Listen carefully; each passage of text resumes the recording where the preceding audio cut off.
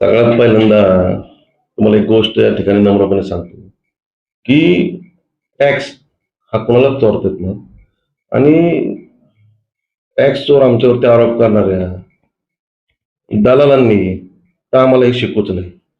कारण त्यांची जर बघितलं तर प्रत्येक गोष्टीमध्ये दलाली आहे. मग त्यांचा व्यवसाय दलालीचा आहे. त्यामुळे अशा माणसांनी अ, आमच्यावरती टॅक्स चोर-बिक्सवर आरोप करू नये. त्याचं आपण किती दलाली खाता आणि दलाल आहेत आपण. त्यामुळे तुम्ही ते आम्हाला शिकवू नका. टॅक्स संदर्भात मध्ये तुम्हाला एक छोटी माहिती सांगतो, की ग्रामपंचायतमध्ये आपण पूर्वीच्या काळामध्ये जे टॅक्स आकारायचा, तो होता भांडवली मूल्यावरती. त्यामुळं त्या काळामध्ये स्क्वेअर फुटला म्हणजे आम्ही ज्यावेळेस होतो, त्यावेळेस ₹1.5 होता हा सर्वसामान्य लोकांना आणि म्हणजे शेवटी आमची सत्ता जाईपर्यंत ₹1.5 आणि त्यानंतरनं आपण जर कमर्शियल प्रॉपर्टी असेल, तर त्याला ₹3 टॅक्स होता. बरोबर आहे? आणि त्याच्यानंतर सरकारचं सूत्र बदललं. त्यानंतर सरकारांनी त्या ठिकाणी म्हणजे काही आदेश दिले. त्याप्रमाणे रेडी रेकनर आणि त्या ठिकाणी बांधकामाची किंमत ह्याच्यावरती टॅक्स आकारला जावा लागला. त्यामुळं आपल्या परिसरामध्ये रेडी रेकनरचे जे दर आहेत, त्याच्यावरती ते कॅल्क्युलेशन वाढलं. मग आपल्या काळामध्ये त्या ठिकाणी ₹1.5 होता सर्वसामान्य लोकांना, ₹3 होता कमर्शियलला. तर या निमित्तानं मी तुम्हाला सांगू शकतो, की त्यांनी फक्त कंपन्यांचंच सांगितलंय.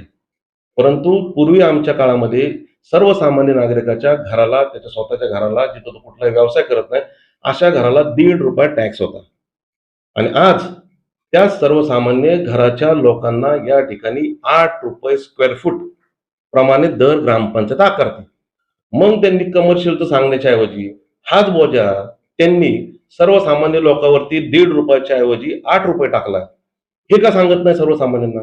याचा अर्थ असा आहे, की ते त्यांची पाप, त्यांचं अपयश, त्यांनी केलेल्या चुका या फक्त दुसऱ्याच्या अंगावरती खोट्या स्वरूपामध्ये टाकायच्या, लपवायच्या हा त्यांचा धंदा आहे. ₹30 स्क्वेअर फूटचा टॅक्स आकारला जातो हे कळायचं. आता सर्वसामान्य माणसाला कुठलीही कल्पना नाही. कुठेही ग्रामसभेमध्ये ते घेतलं जात नाही. निव्वळ बोगस काम आणि लोकांवरती हा भुर्दंड आहे. या निमित्तानं मी सांगतो, की असं कुठलंही नाही, टॅक्स कधीच चोरता येत नाही. हॉस्पिटलमध्ये आत्तापर्यंत आपण म्हणजे मी स्वतः या ठिकाणी करोडो रुपयाचं बिल माफ केलंय.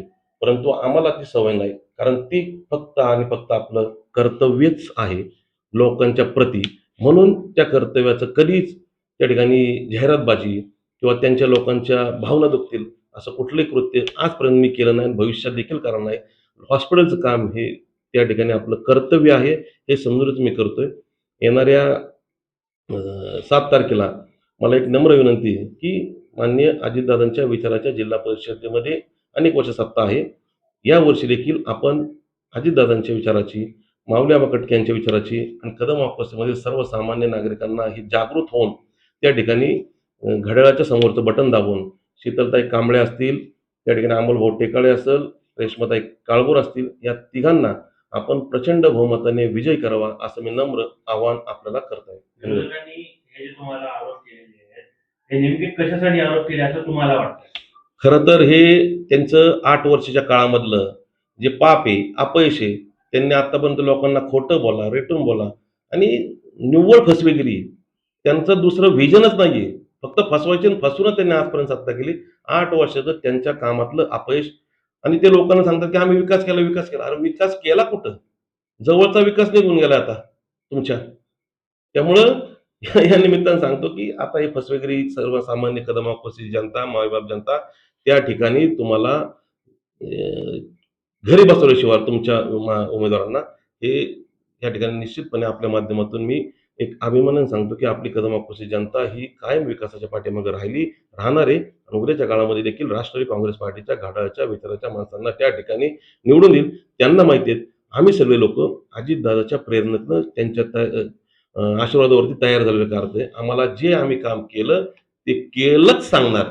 जे नाही केलं, ते नाही केलंच सांगणार. अशा प्रकारचे आमची वृत्ती आहे. म्हणून सांगतो आम्ही, या गावामध्ये आम्ही लाईट आणलीच, या गावामध्ये आम्ही पाणी आणलंच आणि या गावामध्ये आम्ही लोकांच्या प्रती असणारे आमचे कर्तव्य बजावलंच.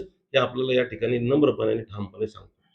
जिल्हा धन्यवाद. परिषद आणि पंचायत समितीच्या निवडणुकीच्या अनुषंगाने कदम ऑफिसची आणि ग्रामपंचायत आणि जिल्हा परिषद याच्यामध्ये जी तफावत आहे, पण त्याच्यामध्ये इलेक्शनमध्ये ग्रामपंचायतीचे मुद्दे येत आहेत.